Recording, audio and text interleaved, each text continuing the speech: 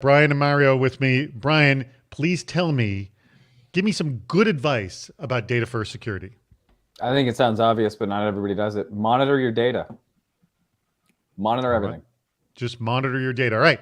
Mario, I want you to do the opposite. Give me some bad advice about data first security. Put your company's database on the dark web. All right. That's sufficiently bad advice. Now you have to one up him. Give me some worse advice, Brian. It's tough to find worse advice than that. How about standardize all your data storage on USB keys? No, I think Mario's is worse. I think it probably is.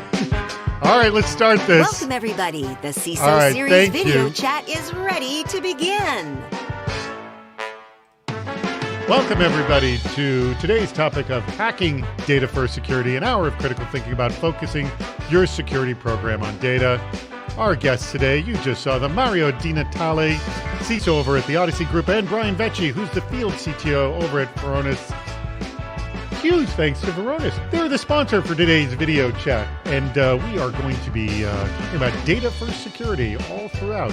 So if you've got questions about it, we want to hear it. Hey, 7 different ways you can participate. 1, the chat room. You're seeing that blow up right now. 2, submit the worst idea for data security. I bet you can top those 2 bad ideas you just heard. Submit how do we make it 10% better. Vote in the polls. Join us on video at any time. Just type "bring me on," and Andrew, our producer, will bring as many of you on to ask a question or make a comment. Ask a question. If you see at the bottom of the screen, there's something that says "ask a question." Click on that, and we'll get to as many of your questions as possible. But if we get a lot of questions, please vote for your favorite questions so we know which ones to ask first. All right, today's schedule: good advice, bad advice, worse advice. You just saw that.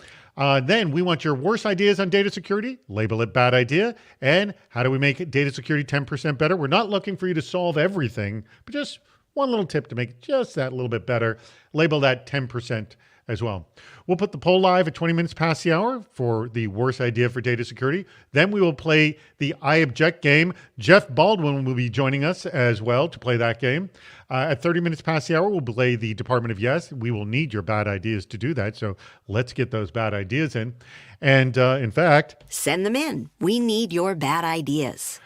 At 40 minutes past the hour, we'll put the poll for the 10% better, but then we'll have the 2 best bad idea contenders face off to argue with each other why their idea is the worst. Then we'll have less questions and final advice. And then we will do our meetup, which is always a ton of fun, and we're looking forward to seeing you there. All right. Lastly, let me just also mention that next Friday, our topic will be hacking the SaaS ecosystem, an hour of critical thinking about integration and automation across cloud environments. The link to register for that is at the bottom of the screen. Here's what you need to know. If you click on that link, it will not take you out of this video chat. You will be able to register on a separate page and still be in this video chat. Now, why do you want to register now? Well, because, I thought I put it in there. No, that's stick around for the meetup. Yes, that'll be at the bottom. But the reason you want to do that is because we give away a free CISO series fleece to 1 lucky raffle winner if they register early, and that's by Tuesday of next week. So why not do it right now, okay? I will mention that later again in the show.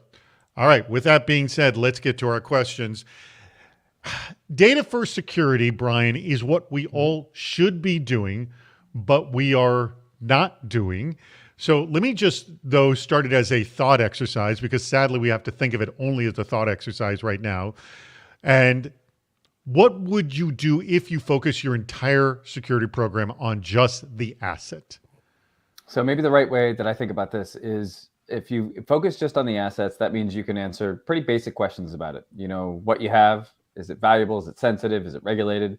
You know, whether it's at risk, is it in the right place? Do the right people have access to it? Is it exposed internally, externally? I saw one of the bad ideas, just tag everything public or put everything in G Drive, make it available to everybody. You also want to know who's using it. We're in a world where stuff's on premises, stuff's in the cloud, stuff's where we have applications and users inside and outside. We're expected to access anything from anywhere, collaborate with people who might need it, convenience first. In that kind of world, do you know what people are doing? I said, monitor everything. And can you quickly detect and respond to threats? And if you do those 2 things well, if you know what you have, where it is, and it's locked down to the right people, and you're monitoring and you know what people are doing and you know what's normal, and you can figure out when Brian starts accessing a bunch of financial information that he's never looked at before and tries to share it with a bunch of people, it turns out you end up being compliant. I think one of the traps that we've often fallen into is building security programs around trying to meet compliance requirements. Whereas if you start with data, all these compliance frameworks these days, whether it's GDPR or CCPA, they're all based on data. They're all based on information as an asset. If you do a good job of protecting data and you've got a data first security program, turns out compliance is a whole heck of a lot easier.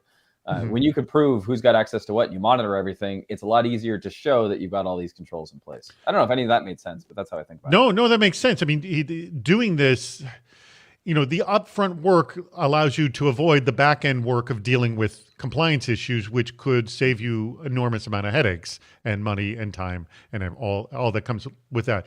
Let me ask, Mario, can you add to that story, refute it if you want to, for that matter, but where does the thought exercise, if you're purely focusing your security program on the asset?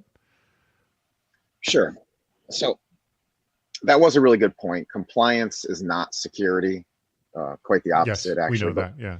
One of the worst ideas we ever had in the cybersecurity industry was to treat the enterprise like a castle and like build a moat around it and just expect like the data to stay inside, right? If there's one thing we know about attackers, it's like the reason they started phishing is to go around the perimeter and start from the inside. And an attacker is no different than like a new employee that doesn't have access to HR.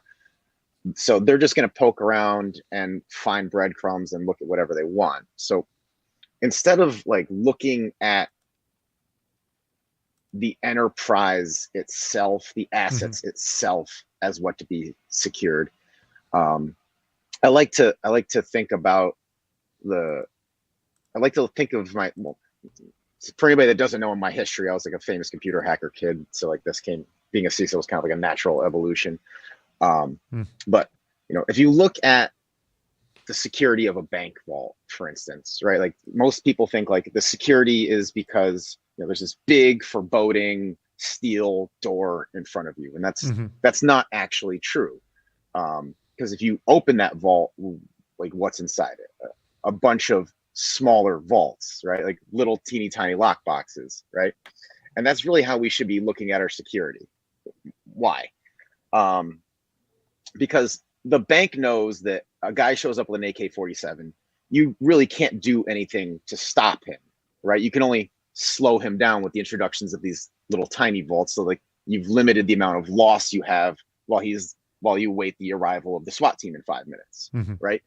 Similarly, if we take our data and put it in one place, it makes it really easy for the bad guys to grab it on one fell swoop. Whereas if you take your data, you prioritize it and you segment it and you put it in all these different little locations and you know exactly who should be accessing what and when it's being accessed, then it makes the defender's job a lot easier, because when we get breached, like we're already behind the attacker, right? We're playing catch up.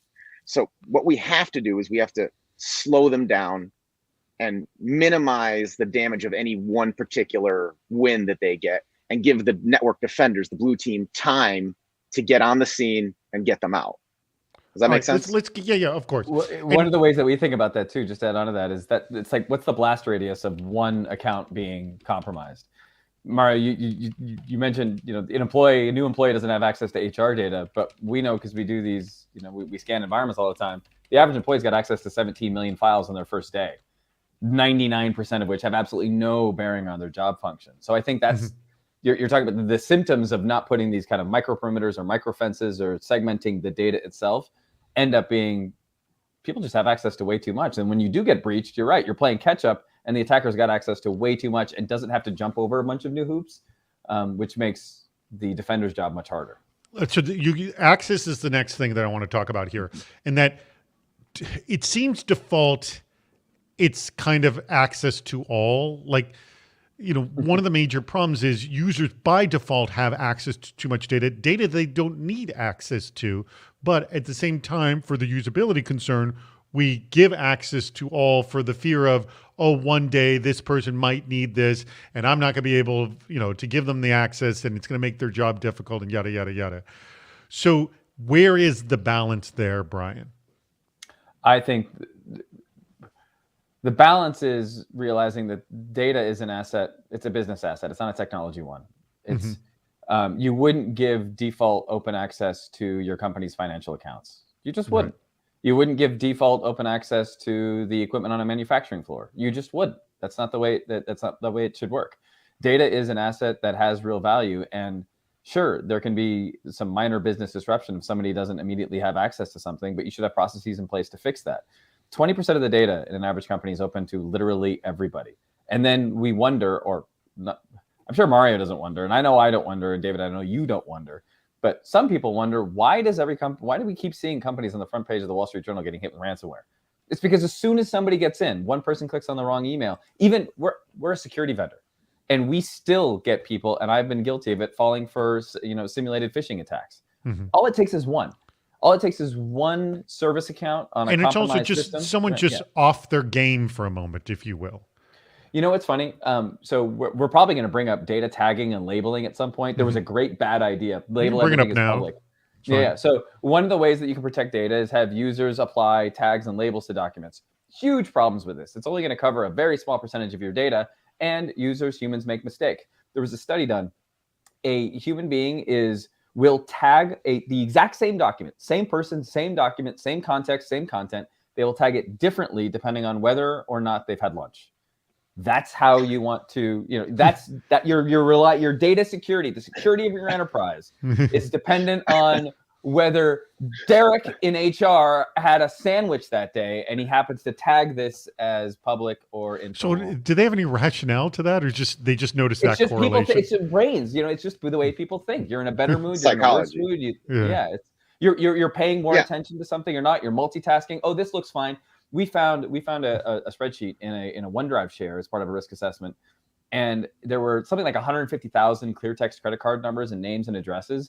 And the CISO stopped the meeting and said, "What is that? Why is that there? That's not supposed to be in OneDrive." And it turned out this wasn't a data breach. What it was somebody had created a chart, in a spreadsheet. They'd done an analysis pivoting out of a database, and they didn't realize in one of the many tabs of this spreadsheet, there was 150,000 clear text credit card numbers. They just didn't know, but they had stuck it on OneDrive, tagged it as public. They thought it was fine because it was a public marketing analysis. People are imperfect. That's just going to happen. Yeah.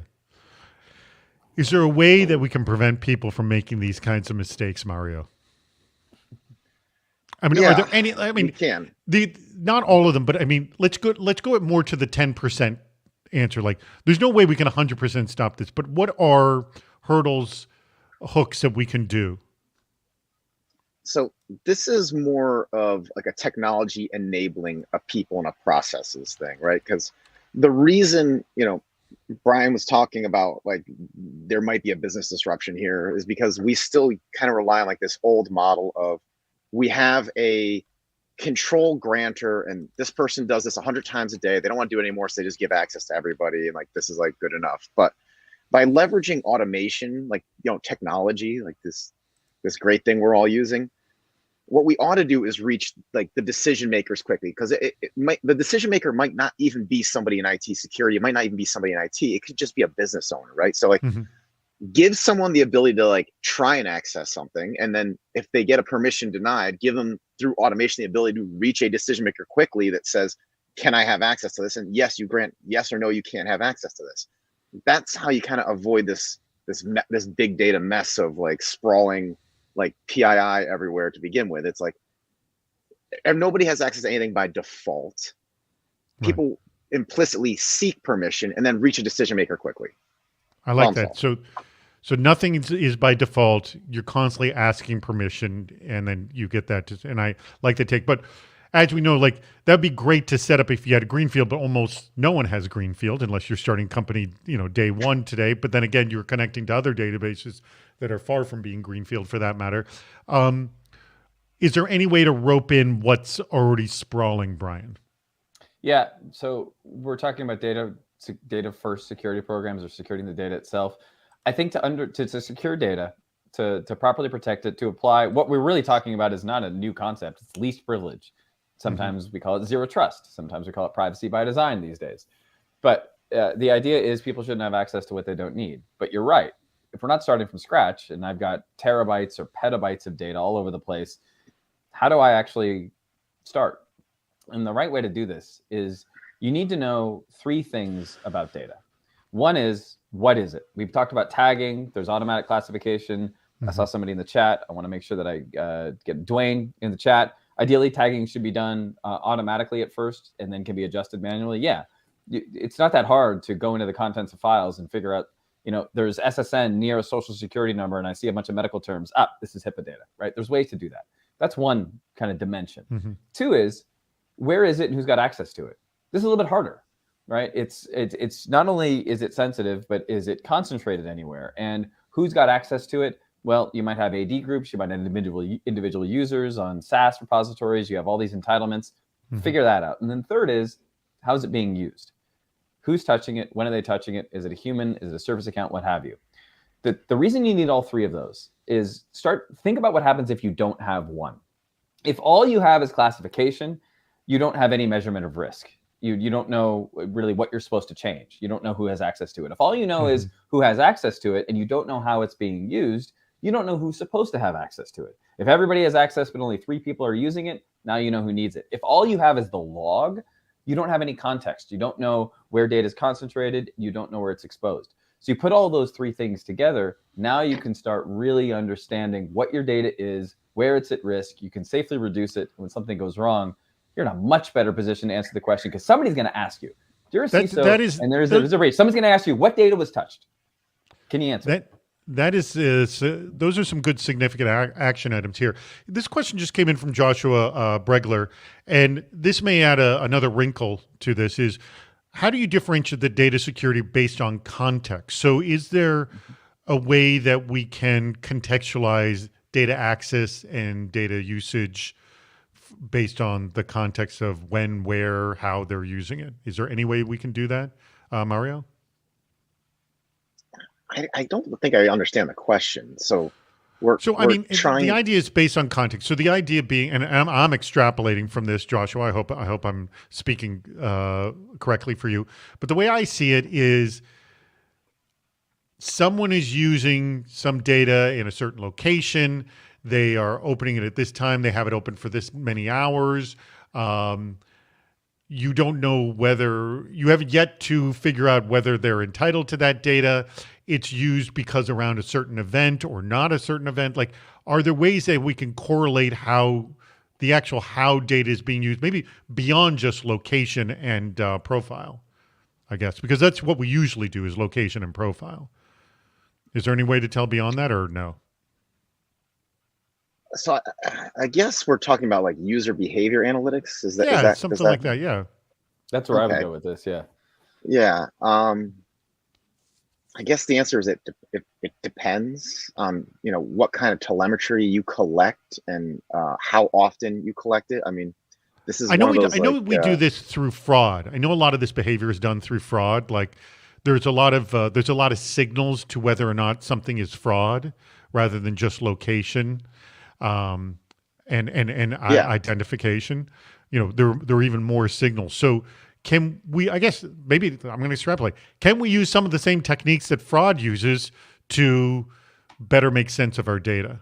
Let me throw this to you, Brian. What do you think? Yeah, the answer is yes. Yeah, it's all about telemetry, right? So all right. We'll come back to you. And you have to. It's not just telemetry and logging. It's this notion of enrichment and combining things together.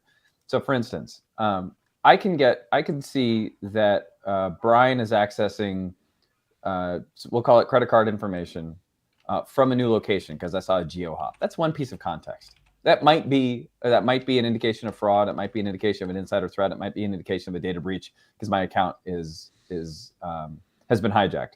On the other hand, I work from every airport in the world at various times. I'm constantly traveling. It's probably fine that I'm coming from a new location. Now, let's add some additional context. That same event or set of events, I'm accessing more data than I've ever looked at before. And the people who I normally work with who access the same data sets in the same locations have never touched any of this, nor have I. And I'm using a device that I've never used before. And I'm coming from a location I've never seen. And it's a weird time of day. And like you start adding all of those additional pieces of context, one on top of the other, you need to be able to combine these different kinds of telemetry together. But when you do, those set of events are far, far riskier and much more indicative of an insider breach, an advanced persistent threat, a successful phish, a successful brute force, or what have you, than Brian is just accessing sensitive data. So the answer is yes, but you need to combine telemetry in intelligent ways. And you can't be drowned in noise either. All right, I should let everyone know that the poll is up. The best bad idea poll is up. And by the way, I'm going to want your addition to this just a second, Mario. And also, if you have not clicked on the link to register for next Friday's video chat, go ahead and do that now. But make sure you vote on the poll because there's a lot of options in there and you want to pick the best bad idea. All right. With that said, Mario, because I stole your thunder for just a second there, threw it to Brian. My apologies. So adding to this, by the way, is anyone actually doing this in terms of trying to classify data usage in the way you described it, like fraud, prevention is being done, or should we be doing it? Like, where are we in all this? Yeah, so I mean, fraud prevention originally was based upon statistical outliers, right? We were doing the same thing in cybersecurity 5-6 years ago. Similarly, like these types of data sets, given the right types of telemetry, like Brian was speaking to, give you the ability to now run ML on these large data sets and produce other types of outlying signals. It's like, is it perfect? No, far from it. But given enough telemetry, yes, you can find these outliers and you can make risk-based security decisions upon them. Okay. All right. We have questions. Yay. We've got questions to come in. And by the way, make sure you vote on that poll. Let's go.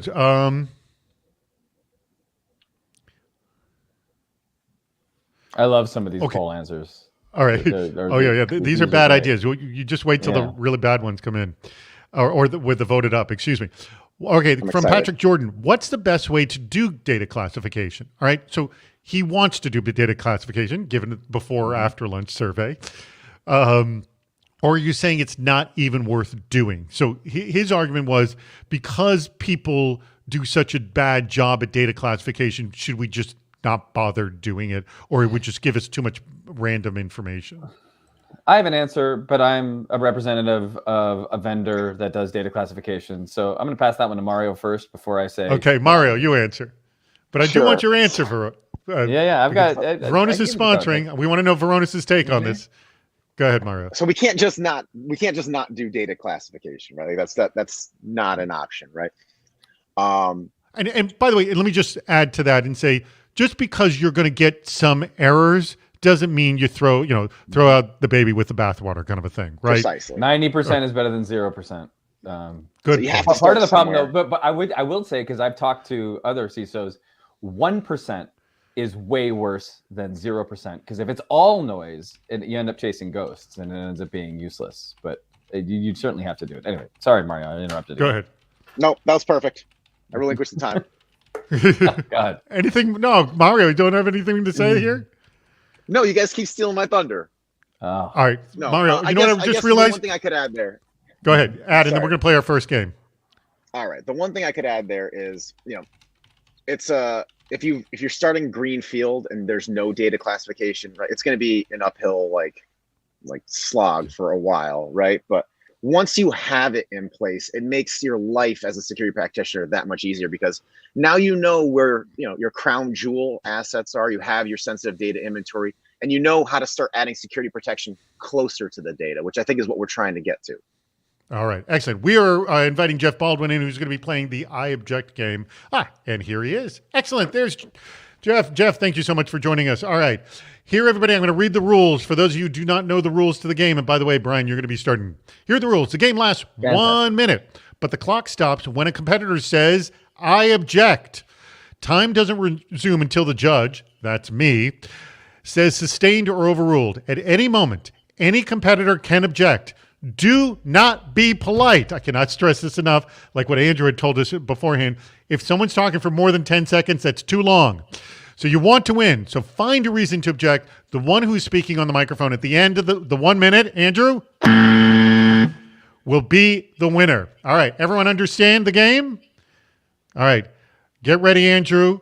Brian, the argument you're making is best way to do data first security. Go. Best way to do data first security is to have a plan. There's a sequence of steps, an order of operations. It starts by automatically classifying your data. We just talked about that. Manual and client tagging is not going to work. Second, map all the entitlements and resource permissions, understand who's got access to what. Start monitoring. When you do that, you can baseline activity. You know what's normal. The second phase of this, somebody's going to reject me or else this is the best thing in the world. Next thing you're going to do, make sure that the right information is getting to the right people. You understand risk. Now you know what you have, where it is, where it's exposed.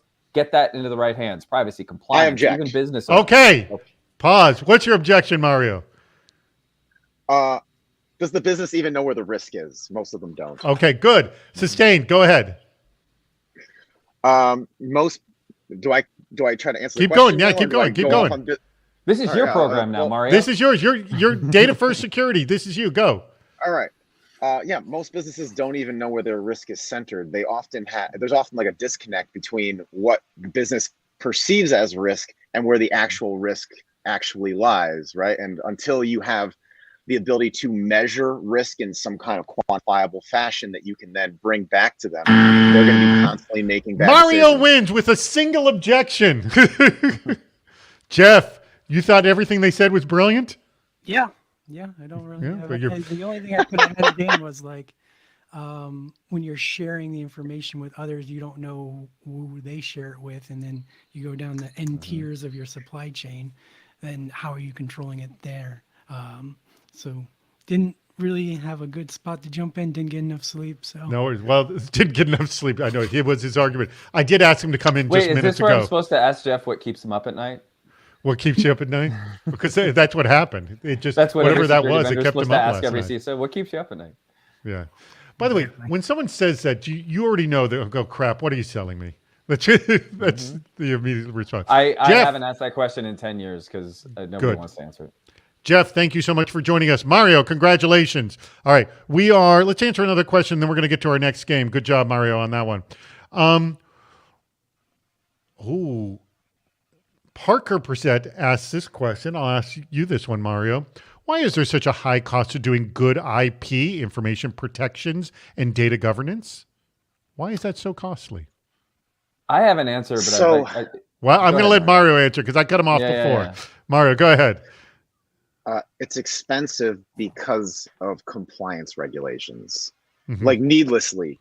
I'm running into this issue now. It's like I want to spend money on innovation, actually doing real like security work, but it turns out I have to spend millions of dollars on just retaining data to meet certain compliance regulations because other companies do security negligently, and therefore we get these regulations that penalize the entire industry. Right, I think government regulations. That's a very good point. It goes, when people do it so badly, everyone else has to pay for it. Yes? That's it. Have you seen that problem, Brian? I have, and I love that answer. I was thinking about it from a different perspective. One of the things we need to keep in mind, especially with data these days, is that all of these data platforms, all the places that we're storing all this data, they're built with collaboration in mind. They're built for convenience. They're built so that we can, and they're designed so we can get access to anything and share it with anybody. They're designed to be able to connect together through APIs. Think about if any of you out there that are running Salesforce, do you buy any new or do you invest in any new technology, enterprise technology that doesn't integrate with Salesforce these days? So everything is designed to connect together. Everything is designed for collaboration, and that makes security just by design a secondary priority, which ends up making things so expensive because data is growing and collaboration needs are growing. All right, I think we got a phone call just came in. Hello, welcome to the Department of Yes, where no request is ever rejected. All right. By the way, I've just been told we only have received 2 good ideas. This is one of the problems is that this audience has no problem coming up with bad ideas. We get a flood of them, but we have to, it's like pulling teeth, try to get them to give us good ideas. We've got 2 good ideas compared to what have we got 30 bad ideas? Or not, maybe not many, 25. But here they are. We have a couple of bad ideas. The crowd, they delivered these to us. And I'm going to give you the bad ideas. And again, Department of Yes, you cannot be facetious. Please tell me why you actually want to do this. And whatever your, whoever's bad idea, if I speak up, please speak up, because we would like you to come on camera in about 15 minutes to defend your bad idea. All right. Here's one that speaks maybe to turning your business into an open source business. And this says, leak all of your data, then you never have a data breach.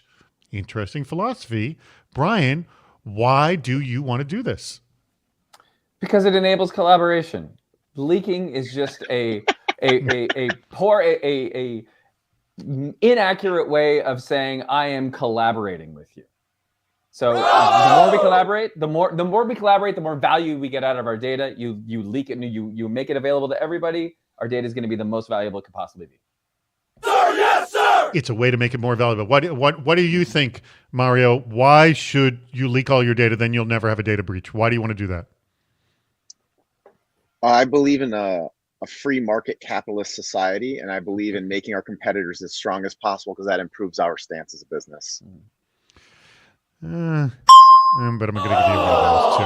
I like Brian's answer better. All right, here we go. Second one, I'm throwing this one to you first, Mario. Store it in a honeypot. Putting all your data in a honeypot, which I would assume it's the same thing as storing it on a server in some way, but a honeypot. I mean, see, like once you turn a honeypot into the storage of real data, now doesn't it just become an actual server? Just a server with extra services, extra vulnerable services, no different than the rest of our infrastructure, right? So, so why do you want to do this? Well, I mean, the benefit of a honeypot is like high fidelity telemetry, right? Like, that's a deliberately vulnerable service. So I guess we get early breach detection as early as possible by storing our data on the honeypot. Now, let me ask you a question. Would you get that early breach detection even if the data was not there? Or yeah, we would. Putting the data there making it more attractive? I mean, it stops being a honeypot once you put data on it. So it couldn't be any different than just the regular telemetry you'd get. I don't know. I don't know. I'm not going for that one. Brian, help me out here.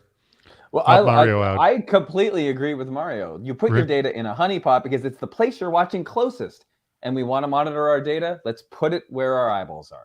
You can't catch. All right, I'm gonna give it back to both of you. That's where our data. Yes!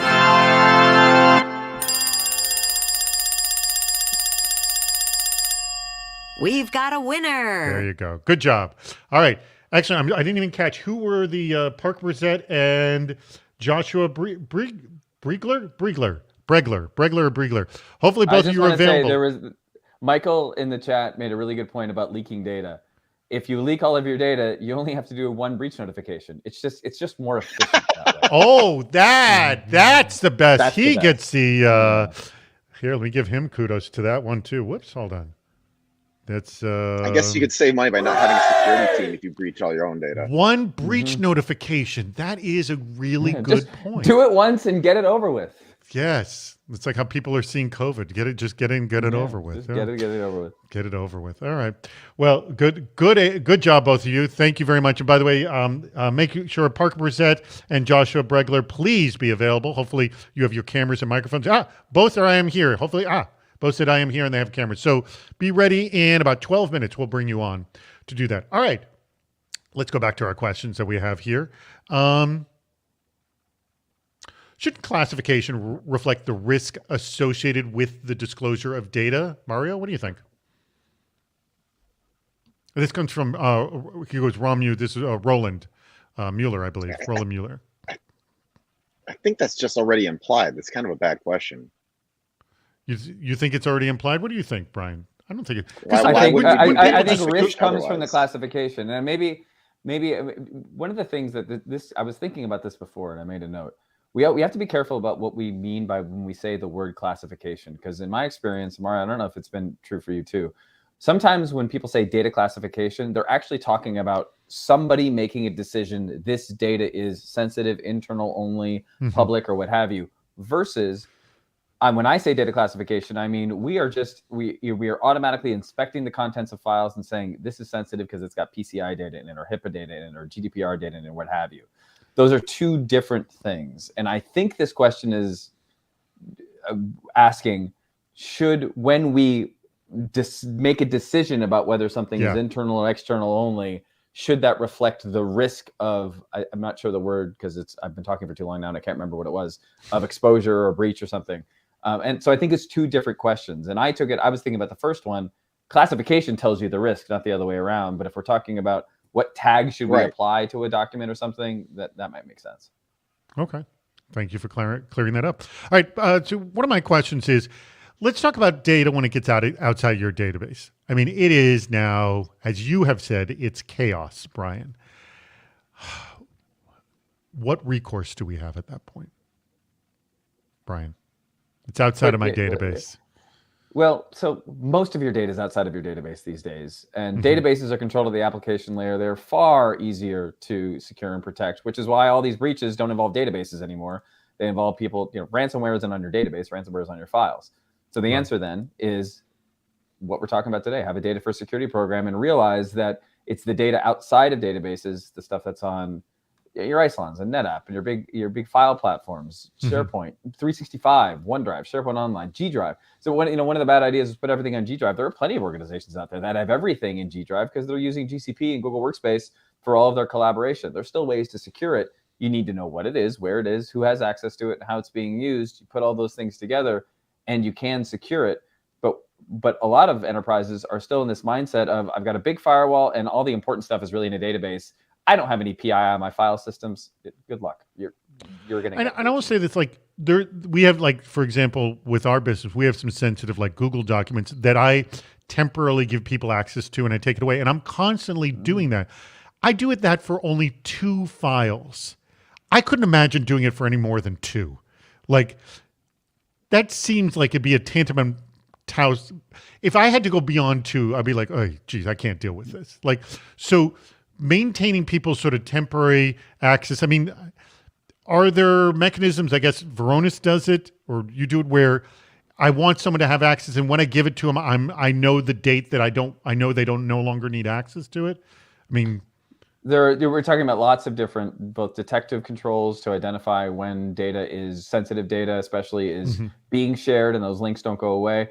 365 is a good example because you can create a link in 365. And for those that don't know, whenever you create one of those shared links, it creates a whole new SharePoint group because every OneDrive share and team site and private channel is a separate SharePoint site. And that SharePoint group can be available to a couple people, to everybody in the company. It can include guests and external users registered in Azure. Those links never go away. So when I talk about mapping all the entitlements and understanding what you have, it's really you said yourself, you have struggled, or maybe you don't struggle. You're able to do this for 2 documents. A terabyte of data has 150 million documents in it. Nobody can go through and manually do this. No. You need to have not only visibility, but control over it. And without getting too into the specifics, there are ways to do this, but you need to have the visibility and you need to have the ability to make those changes effectively. Let me ask you a more general question, Mario. What are you doing to get more control over your documents and data? So the first step is, as Brian alluded to, discovery. There's the unstructured data that Brian's company is really excellent at scanning, analyzing, and kind of auto-classifying. Can you give us a little more give me a little more under the hood of what are you doing? When you're scanning this unstructured data, what are you doing? What are you seeing? What's happening? Give me just a little bit more context. I can't do that without legal on the phone. So, okay. We find plenty. So as with most legacy corporations, there is a bit of data sprawl, and there's been things that have accumulated over time that you definitely don't want just sitting out there. So the first step is finding it, getting a handle on it, inventorying it. Then you create your sensitive data asset inventory and figure out where should this be, how to move it into its little silos, islands of data, right? That goes back to the principles we were discussing earlier, right? You got to start segregating your data. And then you figure out who really needs access to this. And then you walk that backwards and say, okay, these other 700 people that have access to this sensitive data that should have never had, did it let's start creating a trail. Like, did it ever leave? Are there other copies of this? Let's start calling it back so that we can get some element of control under where all this sensitive data is, and make sure that it's not moving in the future, right? Mm-hmm. All right. This is a people and processes thing, not a technology thing. All right. Let me actually. Oh no, we're in good question. Oh, we got more questions that just came in. Let me go to the question. Oh, do we have our new poll? No, we still have our best bad idea poll up. We need more good ideas. 10% good ideas. Give them to us, because I think we only have a couple, and I know we have more people that have good ideas on this very topic. Although very thorny, I will argue it's very thorny. It's ugly. Okay, this one comes from Roland. It's a good question. A common problem is that data may change its sensibility over its lifetime. How can you easily overcome this problem? You're smiling, Brian. You've dealt with this, yes? Sure. I mean, think about it. So, Varonis, we're a public company. We report our earnings a week from Monday. Mm-hmm. All of the documents related to our earnings report right now are among the most sensitive files that we have in the company. Come 5 p.m. on Monday, February 8th, I think is what it is, those files are now public, and they're not highly sensitive anymore. Age, use, these all matter to the value of data and to the security and to the sensitivity of that data. I couldn't agree more. All right. Follow up on the question about relation on disclosure of the risk. What would you say, and this, by the way, comes from Idan Gower, what would you say puts the business in higher risk? Exposing private chat conversations in Slack or social security number leakage? I would say social security numbers, but what do you think? Private conversations in Slack or SSN leakage? Mario, what do you think's worse? It's definitely the private Slack messages. Really? That's going to be a legal nightmare. You will get sued into infinity and beyond. Everybody's social security numbers are pretty much public at this point. I can get anybody here's social security number in under 5 minutes. I can't necessarily always get through legal means everybody's Slack messages. The other thing to keep in mind about Slack messages, you know who uses Slack a lot? Developers. You know what developers put in Slack a lot? Code. API keys, secret because keys. they're code, secret keys to get access to. So as they're integrating and working things together, we have seen breaches that come from API keys in Slack. There's a Salesforce API key in a Slack message. You get access to that. Now you make that API, the guest API, you give it guest permissions to internal Salesforce data. Boom, I can dump all of your Salesforce data using Postman. I mean, that's what that not only Slack messages, Facebook wrote me a bug bounty check 2 years ago because I found one of their secret keys in their GitHub repository, which was public to the entire internet. Not good. All right, this comes from Jesse Rosenbaum, who says, some of our data protection problems stem from cheap storage can keep for years at low cost, like thinking, Google, if you have a free Google account, and the massive value that can be derived from large data sets over time may yield value in the future, may as well keep it. How will regulatory shifts in the U.S. around privacy and big tech change this strategy or not? I'm trying to follow what his question is here. So we have cheap storage. I don't think it's changing anything. I think we're just getting more regulatory issues in the U.S. around privacy, period. Yes? Yeah, but so Mario's probably had this experience too. I've been in front of big rooms of security and storage and infrastructure folks, and I'll ask the question, who here works for an organization that has a retention and disposition policy for their data? And every hand goes up. Of course, we have a retention and disposition policy. And then ask the question, how many of you apply it to your file systems? You've got NAS that are growing, you've got all this cloud storage, and every single hand goes down. One of the things that is changing is things like the GDPR and CCPA, these kind of data-focused privacy regulations. One pillar or one big tenet of a lot of these is this notion of data minimization, that you shouldn't keep it around. Just because I gave you my data because I filled out a form somewhere or I was an employee once doesn't mean that you get to keep my data forever. Traditionally in IT, we've just kept everything because we don't want to be, talk about the department of, we don't want to be the department that says, oh, you need this? We deleted it last year because it hadn't been accessed. So, we end up just keeping everything forever because storage is cheap. I think one of the things that maybe Jesse is getting at here is that the more modern regulations are saying, get rid of this stuff. And I think organizations that are thinking really smartly about their data, the fastest way to reduce all of your information security risk to zero, just delete everything. Right. Delete everything. You don't have any, there's no more data breach if there's no data to breach, but the data has value and it has value to the business. So we can't just delete it, just like we can't just empty the bank account. Right. And I know, like, where you may have gigabytes and gigabytes of, say, emails sitting there. Yes, we all every now and then go search an email that's 10 to 15 years old, and you'll never know which one that it is. So that's why you hold on to the gigabytes of the 10, 15-year-old data as well. One thing we've seen, by the way, you talk about a strategy. I've talked to a lot of CISOs who said, okay, everything you're saying makes sense. I still can't delete it. Like I'm not going to be the person who pushed the button and flipped the switch. But there's a great half step. You know what you can do?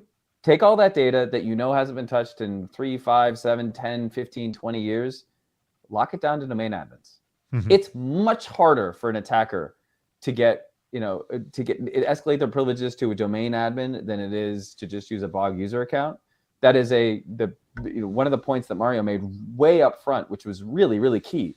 Our job is to put as many roadblocks as possible in the way of a threat actor, because the more hoops they have to jump through, the more hills they have to climb, the easier it is to catch them.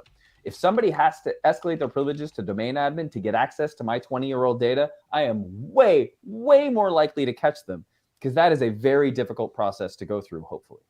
All right. We want to bring both Parker and Joshua on. I'm just a minute or two late here. I wanted to bring them on a little bit earlier. But Parker and Joshua, please join us. You're going to argue why your bad idea is the worst, and then we're going to have our final comments. But while we're waiting for them to come on, I just want to mention that we do have our poll for the best ideas. And by the way, if you haven't registered for next week's video chat, please go ahead and do that right now. Remember, if you register early, you're automatically entered into the raffle to win the awesome CISO Series jacket.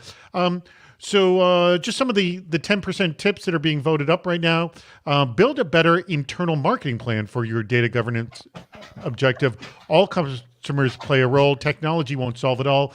Better marketing sells your customers on the idea versus forcing the idea on them. So some internal PR, if you will, it sounds like. All right, now we have both Parker and Joshua joining us. 2 new competitors. Love to see that, 2 new competitors. All right, Parker, remind us, which was your bad idea? It was to leak all your data. Leak all your data. And Joshua, you said put it all in a honeypot. All right. Now, Parker, I want you to argue with Joshua. You're not arguing to our judges, but to Joshua why your bad idea is worse than his. And Joshua, you're going to argue why your bad idea is worse than Parker's. Parker, you go first. Mostly just because my data is out there. Nobody has to come in through any vulnerable ports or anything. And like we mentioned earlier, it's all crowdsourced, right? So it's really simple. I've already done one breach notification, and now I'll just use that public repository to just work off of. So it's oversimplified, honestly. Okay, so that's why, because oversimplified, why your bad idea. Joshua, why is yours worse than Parker's? Mine is just his idea with purpose. When you're coming after a honeypot, you're coming after a honeypot with purpose. So it's not about just giving the data out there. It's about inviting people who have a purpose for that data in to come in and make good use of it.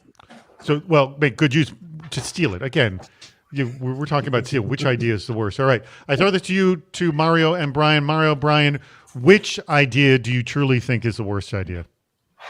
Parker's. That was my idea from the beginning of the call. There you go. Leak all your data.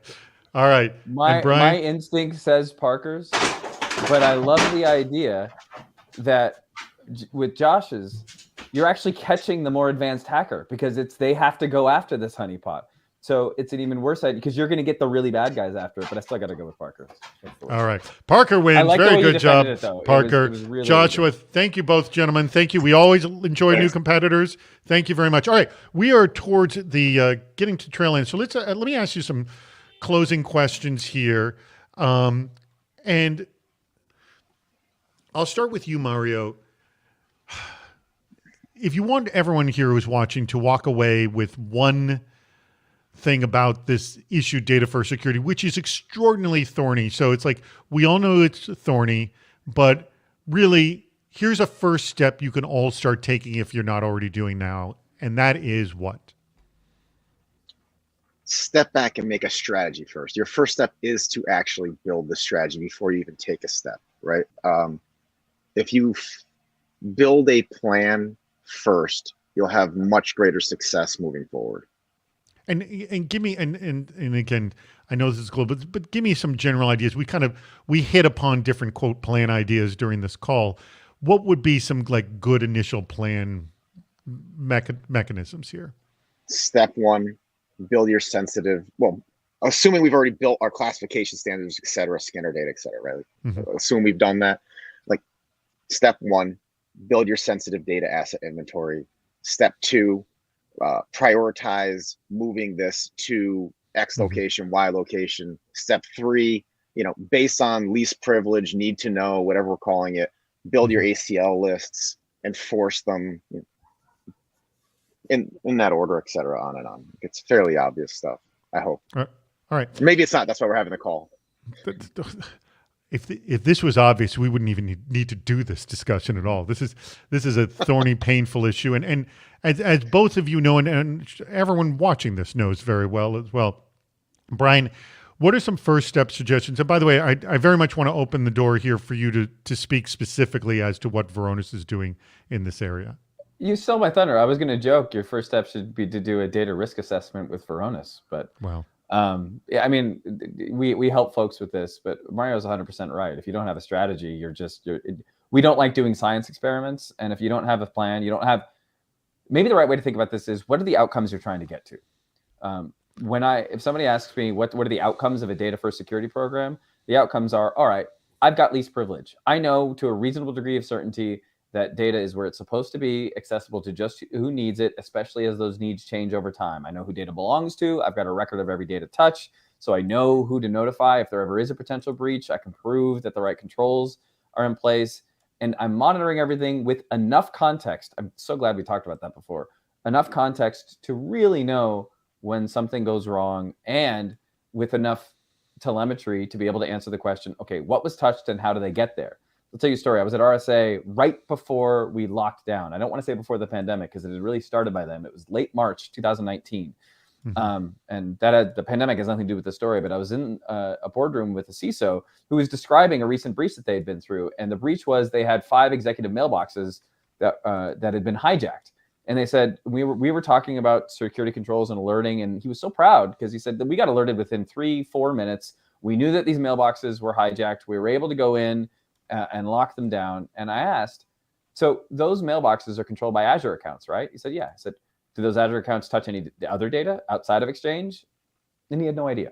So you need to be able to answer a complete question about what did somebody touch? How did they get there? But it's all about outcomes. Is your data protected? Are you monitoring it? And are you alerting? And the end result, of course, is that you end up being compliant. If you start with the outcomes, then you can build a strategy to get there. Then you can start worrying about tools and technology to get there. That's a very good point. I want to also remind people, because this is going to change in just a few minutes, is the link at the bottom of the screen will change to our video meetup. We do our meetup portion, and that's where we all get some FaceTime with each other and have fun with them. That'll run for a half hour. And our new producer, Aaron Diaz, will be running that. And so I got to remember, Aaron, by the way, jump into that, Aaron, now, so I can make you a moderator of that as well. One of the people said here, and we kind of touched upon this a little bit, but I'd like to dig a little deeper. One of the good ideas, and again, speak up if this is you, automate data classification to the greatest extent possible. We do know what we want. We would love to automate. We just don't know how, what, where, when, kind of a thing. What can be automated in data classification, Brian? What can you can automate finding things? So we have automatic data classification. It's got hundreds of policies that'll look for things like, all right, is this PII? Or is this the specific PII because we've seen this is Austrian GDPR data because we see indications of an Austrian citizen, their PII, and there's postal codes and what have you. Or we see a social security number with an address, a zip code, and a phone number that looks like it's from California. This is probably CCPA data. It's really easy to find and validate credit card numbers and stuff like that. What can't be automated, or what is very, very difficult to automate, is frankly the 98% of the rest of your data that does not have one of these indicators or keys or multiple keys in it. Things like strategy documents, long-term planning documents, things that intellectual property. You can look for things like recipes and CAD drawings and stuff. But there's lots of data that you cannot, or is extremely difficult, or it's hard to be successful classifying automatically. One of the traps I've seen a lot of enterprises and a lot of CISOs fall into is focusing on the very narrow things that they can classify or believe they can classify, and thinking everything else we don't really need to worry about. That's kind of nonsense, because I guarantee you, any threat actor, any attacker, if you told them you can get into this network, you're just not going to be able to find the social security numbers or access it, they'll say, fine, I will find plenty to encrypt, exfiltrate, and extort you for, regardless of whether it's got a credit card number in it. You're nodding your head, Mario, on all of this last thing. What is it you're sort of agreeing to here? So I spent a lot of time as a paid penetration tester, and I worked for a lot of really sensitive institutions. And this one particular public-private entity that processed quadrillions of dollars of transactions a day, like for all of our retirement funds and stuff, kind of crucial to the U.S. economy, was like, it's been pen tested hundreds of times. We don't expect you to find a whole lot. We're looking for like a couple little bugs, this and that. I'm like, all right, yeah, no problem. So I'm poking around and I find like this NFS mount that had been sitting there since the late 1980s, that had literally data on American citizens and their account statuses and balances that were being kept current by an AIX mainframe to this day that they didn't know was there, wide open. Anybody could have read it. And it turned out that like, had that been an actual breach, the fines would have like been like $6 or $7 billion, and it was just wide open, public to anyone to read, because that's how the mainframe was reading it. So what do we? And excuse my complete ignorance. Does there become a different way you have to report something versus something that's an actual breach versus, oh, we did something stupid and this is public. We don't know who's accessed it, but we made something stupidly public. What is the reporting mechanism for that versus an actual breach versus we did something stupid and made something public that shouldn't have been? Either of you? Not an attorney. I think it depends on who finds it. Legal. Yeah, that's legal. That's a legal issue. I don't know. Has anyone else dealt with that kind of issue? Well, one of my favorite answers to any question: just go ask legal. Just go ask legal. All right, let's wrap this sucker up. We only have a couple minutes left. Final thoughts from you, Mario, and where people can find you, and if they want to follow up. And by the way, are you hiring? I am currently hiring. Reach out to me at Mario GD on Twitter or Mario D Italia on LinkedIn. If you're looking for a job, I'm looking for people right now. Send me a resume. Well, join us in the meetup, and maybe some of those people will join as well. And any final thoughts with regards to our topic today? 30 seconds, quick. If you're not doing it, get started really quickly. This is kind of the basis for doing zero trust, and everybody kind of really wants to get there in a couple of years. Good point. Brian, last thoughts? Nobody breaks into a bank to steal the pens. They're after money. Nobody's breaking into your network unless they're after data. Make sure you protect your data, and you can't catch what you can't see. So visibility and monitoring are everything, says the guy from the security vendor that offers visibility and monitoring to data. But you know what? At least I look you in the eye when I say it. We brought you here for a reason, Brian. Okay. Hey, I want to wrap this whole thing up. If you have not, click the link at the bottom of the screen. Do it this very, very second, because we're going to change it in 5, 4, 3, 2, 1. Andrew, change that link at the bottom of the screen. Next week is Hacking SaaS Ecosystem, an hour of critical thinking about integration and automation across the cloud environments. We will actually have a link at the top of our site in just a couple hours that will allow you to link to that if you have not done that yet. Remember, if you register before next Tuesday, you're automatically entered into our raffle. Thank you to Varonis for sponsoring this very podcast, and also just being a phenomenal sponsor of the CISO series. We greatly appreciate it. Please join us. In 90 minutes, we are also going to have our Cybersecurity Headlines Week in Review. That is a live show as well. You watch that on LinkedIn, not here, but we have it on the CISO series LinkedIn page. We have that, and that will go live at 12:30. We'll have Gary Hayslip, the CISO of SoftBank Investment Advisors, just going over the 8 top stories of cybersecurity for the week. Always fun. And stick around for a meetup. That link right there at the bottom of the screen. Click on that link right now at the very bottom of the screen. And tell your friends to join us. We do that every Friday at 1 p.m. Eastern, 10 a.m. Pacific. Most Fridays. There's sometimes long weekends we don't do that. And then lastly, if you want to sponsor a video chat, they're opening up in May. Email me at david@cisoseries.com. That's it. Click the link at the bottom of the screen. Thank you, everybody.